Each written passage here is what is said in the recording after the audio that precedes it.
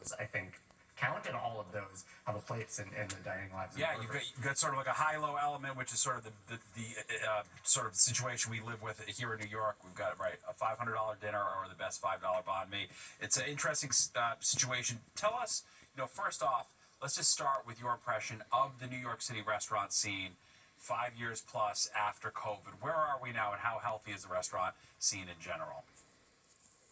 Restaurants are a very hard business, and many close every day.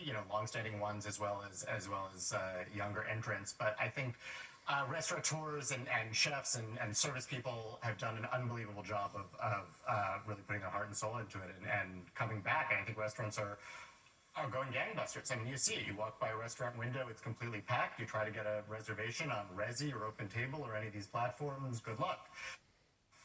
And you were able to watch that interview on the Fox Local app. Download the free app to take the news with you on the go anytime. Well, our annual mammogram is the best way to screen for breast cancer. Okay, the new findings that suggest weighing a woman's cancer risk may catch cancer sooner when it's more treatable.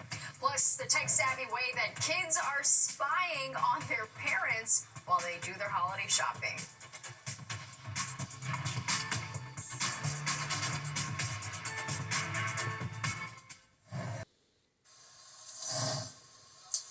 Devastation in Washington state after a week of record flooding, and officials warn more is on the way. This is drone video. It shows an entire neighborhood underwater in a town outside of Tacoma after a levee broke overnight along the White River. Storms have already dumped close to 2 feet of rain. At least one death has been linked to these floods. The governor says that they won't know the full extent of the damage until the waters recede. Look at that damage. Yeah, tough situation out there. All right, that atmospheric river we keep hearing so much about. All right, Absolutely. Let's go to Nick for a look at our weather here. It was cold out today, maybe a little less severe than yesterday, but still cold. Still cold for sure. I mean, we barely got above freezing in most of the area. You'll see some temperatures did get into the 33, 35 degree range, but most everybody was at 32 or below that. And we do have some clouds tonight. Still pretty cold out there now. Just about everybody's in the 20s. A couple of teens off to the north and west. And actually, I want to go back to that satellite loop here because I want to show you off to the north and west what's going on. First of all, you can see some moisture building here in the southern states and a line of clouds here. That's where the cold front. Well, these two are going to kind of combine, headed our way. That's going to bring the rain here for Thursday night on into Friday. And ahead of that, though, it's going to be a little bit milder, as we'll see in our temperatures here. Overnight, sky goes mainly clear. We're going to have lots of sunshine here tomorrow. Nice day, not too much wind. We get back to where we should be, which is low to some middle 40s. Tomorrow night, generally clear once again, not quite as cold. And then Thursday, 50 degrees is a good possibility in most of the area, particularly New York City, south and west, but up by 9, 10 o'clock Thursday night, here comes the rain, and that's going to last to at least midday Friday, even milder weather comes in for Friday before it gets a little colder for the weekend. All right, so lows tonight dropping into the teens, low 20s north and west. We're almost there now. About 26 in the city, mid-20s across the island, high 20s heading down the Jersey Shore. Tomorrow, again, a much more improved temperature-wise day, coming up into the low, middle 40s. Nice day, too. Sunshine, a couple of clouds. Not going to have anything too much to worry about for tomorrow. Then as we go down the road again, Thursday, we pop to 51. Good amount of sunshine by late Thursday night, though the rain comes in. Friday, some rain in the morning to about midday, then some sun in the afternoon. It gets windy. We're going to briefly get to 56. The record high is 58. We'll see if we get there, Steve. Well, all right, thanks, Nick. Well, our kids using location-sharing apps to ruin holiday surprises. Families rely on location-sharing apps like Life 360 to keep tabs on loved ones. But now, some tech-savvy kids are apparently using the apps to spy on their parents while they're holiday shopping. The holiday stalking prompting Life 360 to release a new way to help Santa's helpers buy gifts using a secret Santa mode. This creates a bubble over a radius up to 25 miles and can last up to 6 hours. Not only does it keep the kids' parents' shopping trips under wraps, it also prevents kids from landing on the naughty list. Imagine Interesting, the yeah. parents having to hide their location from the kids. The whole thing was to spy on the kids in the Yes. first place. Of course, they outsmarted them, as always. Wow. Go figure. Well, we are seeing a dramatic spike of flu cases here in New York. That's right. How the strain that's circulating right now is evading immunity offered by the current vaccine. And finding faith by joining the priesthood, what a local seminary is doing to encourage more men to answer God's call. Watching the 10 o'clock news. Well, a nasty nasty strain of flu is making the rounds early in the season, with cases surging in recent weeks. And making matters worse, the spread is being fueled by a variant that's not fully covered by this year's vaccine. All right, Fox 5's Arthur Chien talked to a doctor about what makes this year's strain unique and how to protect yourself. New York is often ahead of the curve, but this is the wrong thing to be ahead on. Flu cases in the city this past month have skyrocketed to some of the highest levels in the country. This according to the CDC, but also noticed by New Yorkers like Andrea. But I heard someone today saying that they heard a lot of people are getting the flu this year. Well, personally, I know they had the RSV virus came out. That seems to be floating around a lot, too. On average, up to 2,000 New York City residents die each year from the flu and pneumonia combined. And experts say this year is clearly heading in the wrong direction. Citing the skyrocketing cases, the city's health commissioner is urging New Yorkers to get their flu shots and to wear masks if they feel sick. Hospitalization rates have also shot up in recent weeks. H3N2 is the dominant flu strain this winter, which health experts say mutated to become the threat it is now. Over the summer, the strain that is now dominant had a few mutations, about 7 mutations. Now it's H3N2 subclade K class. So it's a slightly different type of flu, and that's why the vaccine that we currently have does not necessarily protect against that specific subclass. And so we know also that H3N2 tends to be more infectious. People can get a little bit sicker from it. So for all of those reasons, it's kind of teeing itself up to be a pretty bad flu season. Even though the current vaccine does not seem to be very effective against the current flu strain, experts say what we need to do is still very clear. They say get vaccinated because it protects the elderly and young people that we hang out with, which is especially important during this holiday season. When it comes to family gatherings, I think the same thing holds. If you plan to be around somebody who's immunocompromised, it's really important that you get vaccinated so that you don't bring that flu virus to them and other kind of communicable illnesses. And with the holidays bringing families together, that it's never wrong to mask up to protect others. Arthur Chien, Fox 5 News. Well, a new study says breast cancer screenings based on your own risk factors may work better than annual mammograms. Researchers had more than 14,000 women receive screenings based on their risk factors, including age, genetics, lifestyle, health history, and breast density. And they found that the group of women had breast cancers caught at an earlier, more treatable stage compared to more than 14,000 other women who got annual mammograms regardless of personal risk. Well, as many prepare to celebrate Christmas, the world's Catholic Church is being led by a new pope. Pope Leo was chosen as pontiff, of course, back in May.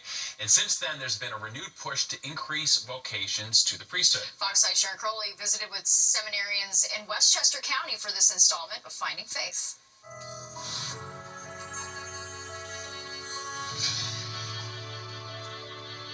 Why do you want to become a priest?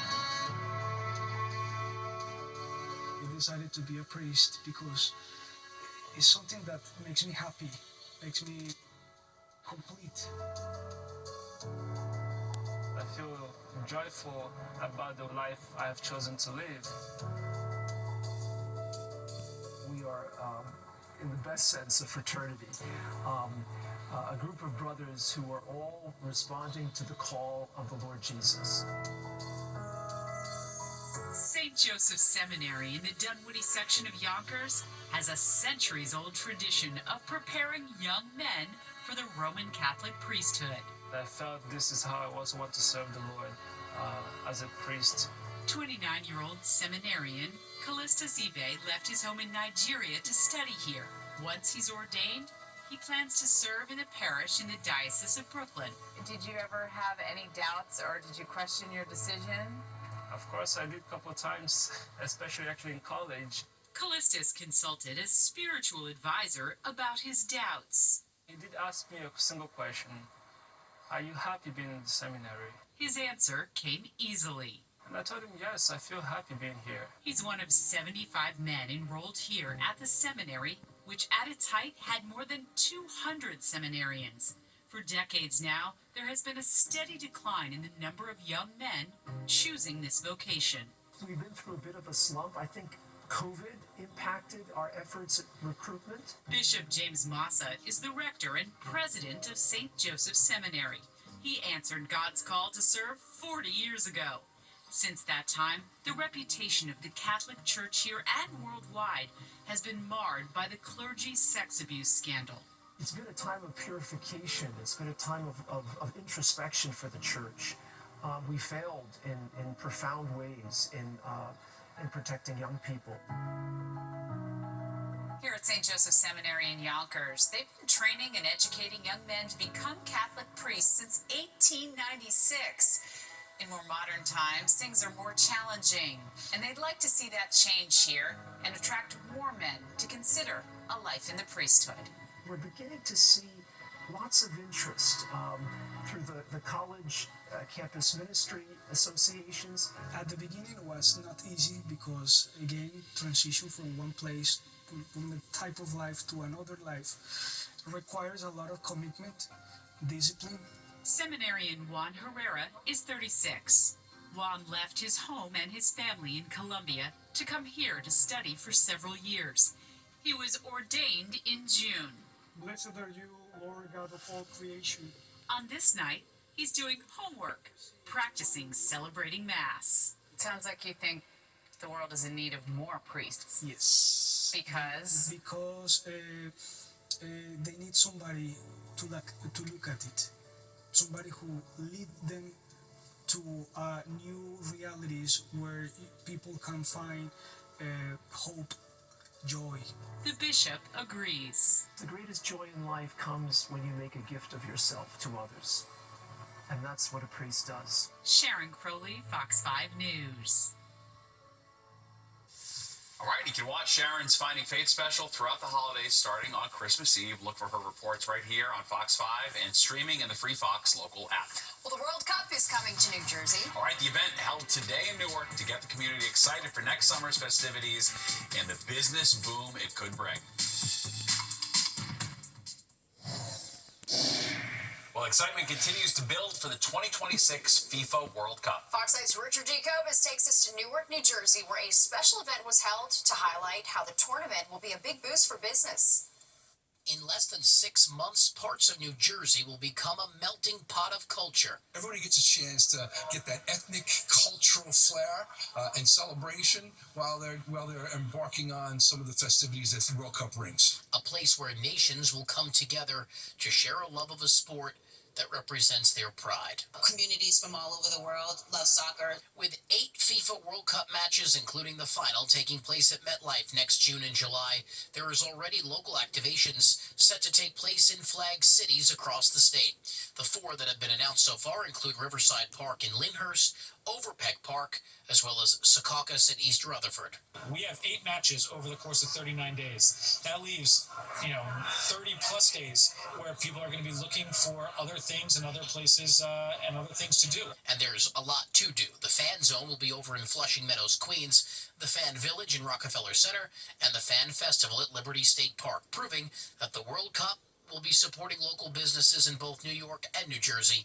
The Gateway in Newark, within the city's Ironbound section, will also serve as a hub for fans and those looking for an authentic bite. I would look forward to the day I come in here and there's like 7 or 8 young kids playing soccer downstairs. When the games start, from June 13th to July 19th, hopefully this place is buzzing in energy every single day. And then you have most of those matches being played during commuting hours, so people coming to and from the soccer game will be going to and from work. A lot of that is through New Jersey Transit, and NJ Transit says they have a plan in place, one they've been planning for 3 years, and officials say they'll be ready to announce it soon. We'll be announcing those plans sometime come in mid-January.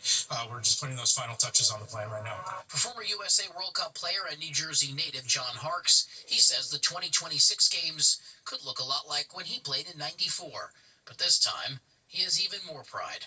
There are so many occasions that you have in your life that you go, my gosh, what a time that was. Do you remember this? And all the stories that you tell.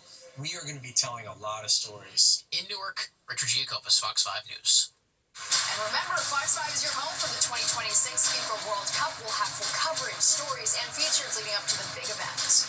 Well, Howard Stern making a big announcement about his future. What he told listeners this morning about whether he's staying on Sirius XM. All right, then holiday hits are the hottest music on streaming, but not just in December. Why Christmas tunes are topping the charts for more months of the year, and Nick is tracking a warm-up. Hey, Nick. Yes, hi, Steve and Natasha. We're about to come out of the deep freeze for a couple of days. I think you'll like where temperatures are going.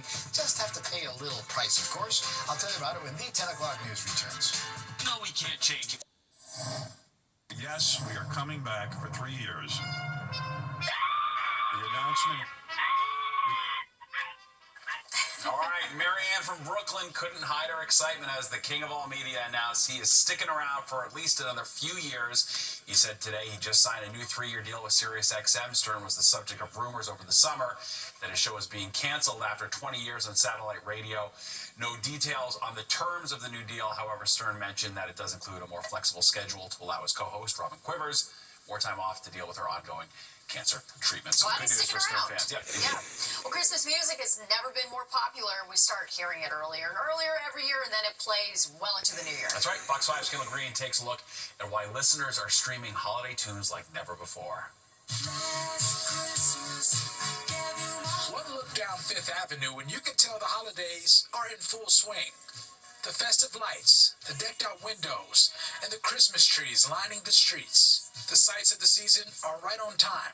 But the Christmas season soundtracks this year came much earlier. I started November 15th. I don't know if it was just work was really busy or the city just felt really hectic, but it just felt nice to get in early this year. Like, try and, I don't know, spark some joy. Music researcher Matt Bailey launched Your Hit Momentum Report, tracking the latest music streaming trends. Right after Halloween this year, we had 5 different Christmas songs making the Spotify 200 chart alongside hits from Taylor Swift and Alex Warren and all the other hit makers right after Halloween, and that's unprecedented. The first song that came on was Mariah Carey, All I Want for Christmas Is You. Okay, and when did it come on? Probably like a month ago. I put that on, yeah. So you've been at it since November 16th? Yep. What about you? Is that early for you? That's a little early for me, but definitely right the day after Thanksgiving. Like, I like to get in the Christmas spirit. Bailey shared he found it interesting. The same audience in their 20s and 30s that listened to Kendrick Lamar and Bad Bunny were tuning into the traditional throwbacks. Mannheim Steamroller. And Sarah McLachlan. And Jewel. Christmas. Bing Crosby. Yeah, of course. But not everybody's into rushing into the holiday spirit. I'm a very, hard line, not till Thanksgiving's over. So, Thanksgiving Day, and then the day, Black Friday, let's jam. So, Christmas music is clearly having its early revival, and folks welcome it. But we thought to take it a step further and ask our expert and New Yorkers about the cutoff date. When do you have to cut off the Christmas music? What happens if you hear Mariah Carey on the 26th? Oh, guys, we went through it. I thought we passed this. They know that. Kendall Green, Fox 5 News. I let that slide till the first week of January. I think so. I personally get really depressed when I hear Christmas songs after Christmas. Oh, because then I just think back that it's it's over. And then I'm longing for December 15th. Right. Oh, it's all and ahead then, of us. Nick, you gotta then think we're just going towards February and March where it's just nothing but Yeah, snow. that's a long stretch and not much to look forward to. Yes, those long, cold, dark nights. But then April comes along and lights are, days are longer, sun is stronger, and... That's true. That's true. Then we do start doing a countdown to Christmas. Yeah, but on December 26th, April feels like a long way away, Nick. Let's be real. Yes, right now it's feeling like a long way away, that's for sure, especially these cold temperatures today. And you see, we didn't get very far. We started out 24 this morning, ended at 32 this afternoon. Those numbers way below average once again. However, tomorrow we do get to 44. Won't get to a record tomorrow. We might get to a record on Friday. 63 and 7 in the record books for tomorrow. That record low a long time ago. 7:14 sunrise now down at 4:29. Mostly cloudy, still holding at 30 with a southwest wind at about 8 miles per hour.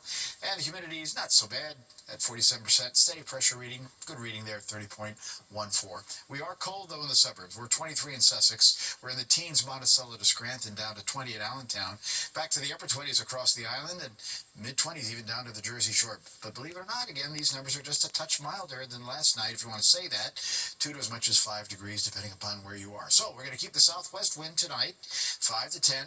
Comes back out of the southwest tomorrow. What does that mean? It's going to start warming up. So highs today that you saw were in the low 30s for the most part, a couple of middle 30s here and there. We're going to add about 10 degrees to this tomorrow. So that's the good news. And I'll show you why that's going to happen as we take a bigger view here. 35 Providence to Concord today, 30 upstate New York to State College. But here we go. Look to the south. Washington, D.C. was 29 yesterday. They were 40 today. And we had temperatures again yesterday that were in the teens and 20s. They're in the 30s and 40s. So we'll see that change come our way as we get into that southwesterly airflow. Yeah, little clouds are still out there now, but there's a big gap after that, a little clearing trend coming in. That will last for tonight and again on into tomorrow. And as that high pressure kind of sits offshore, we'll get that southwesterly flow in for some milder temperatures too. However, you can see moisture now building up in Texas into Arkansas. And this front dropping down from the northwest, eventually there'll actually be another front that's going to come and kind of scoop up that moisture. That's going to bring the rain here for Thursday night into about the first half of Friday. Just cold tonight, teens, low 20s north and west, mid to upper 20s around town. And then as we get on into tomorrow, everybody takes advantage of that southwest wind. We go low to middle 40s from the island all the way back to North Jersey. Tomorrow night, not as cold, 20s to the middle 30s is what we'll see, with again just a few clouds. And then here we go for Thursday. I think we're going to break 50. Some of these numbers are a little low on this computer model, but I'm thinking it's 50 or greater, particularly from New York City on southward. But then here comes the rain for Thursday night into Friday. What about a white Christmas? Well, look at the global forecast model. They're going to put it into motion for early next week. And that's Tuesday. So we have a little disturbance dropping down from the north and west. We only have an 11% chance of seeing a white Christmas here, but we'll keep an eye on that. It's a mix of snow and rain as we head on into Tuesday. We shall see. All right, tonight going down again to about 26 in the city, 44 tomorrow with some sunshine. Sunshine to clouds Thursday, 51. Rain overnight. It's going to last to at least noon on Friday. Windy day, 56. Record highs 58. We'll see if we get there. Windy, a little colder Friday or Saturday at 40. Winter officially arrives 10:03 Sunday morning, and then there we go, Monday and Tuesday into the 30s, and we'll see about that snow rain threat at that point. Yeah, it's pretty wild. It's not even technically winter yet. It could be a long one. All right. Yep. Thank you, Nick. Well, there is nothing like a trip to put you to the beach, I should say. Put you in the holiday spirit. That's right. Next, we're going to take you to Jones Beach for a dazzling drive-through holiday display like no other. All right, in Brooklyn, answering the question tonight, who makes the best Hanukkah donut in NYC?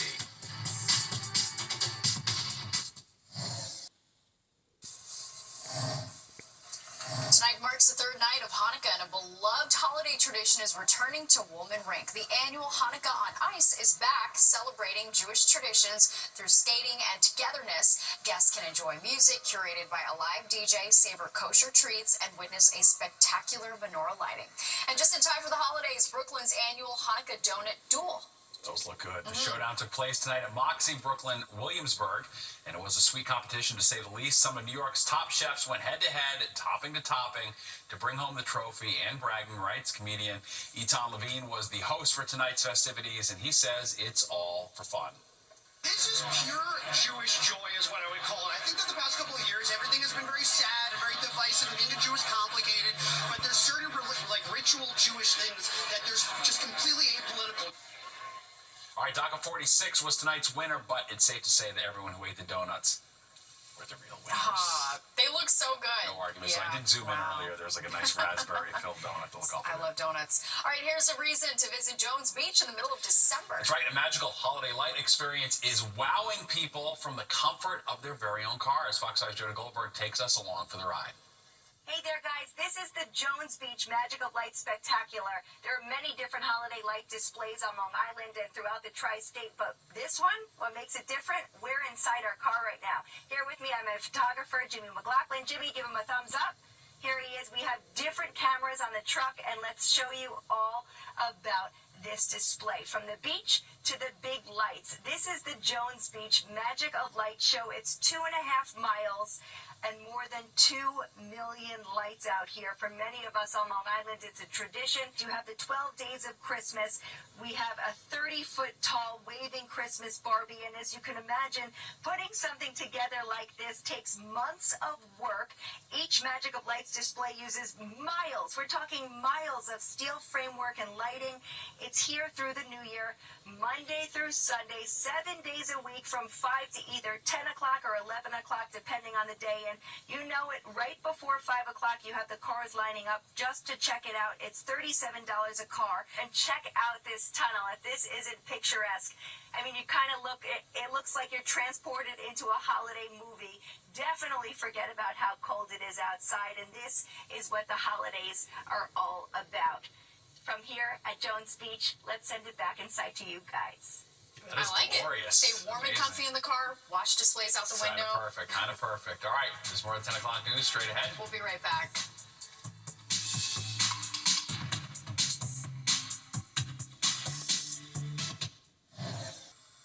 Thousands of dinosaur footprints have been found in northern Italy. Experts say they're from creatures that lived 210 million years ago in the Triassic period. Paleontologists say they walked on two legs, had a long neck, a little head, and walked in big packs. The prints were found high up on a rock face. Look at it right there. Wow. Because the area is tough to reach on foot, experts are using drones to get an up-close look. Pretty fascinating. It's amazing. Yep. All right, let's get one last check of the forecast with Nick. Hey, Nick. Hello there. Bundle up. Another cold night ahead. Teens, low 20s in the colder suburbs, upper 20s near the coast, and about 26 in Midtown. Temperatures may even rise a little towards daybreak as the sky goes mainly clear. Tomorrow, much improved. Way back where we should be. Low to some middle 40s across the area with lots of sunshine, too. 50 degrees still coming our way Thursday. All right, Nick, thank you, and don't go anywhere. Good Night New York is coming up next. You do not want to miss it. All right, that does it for us tonight. Good Day Wake Up starts at 4:30 a.m. Have a good night. From Fox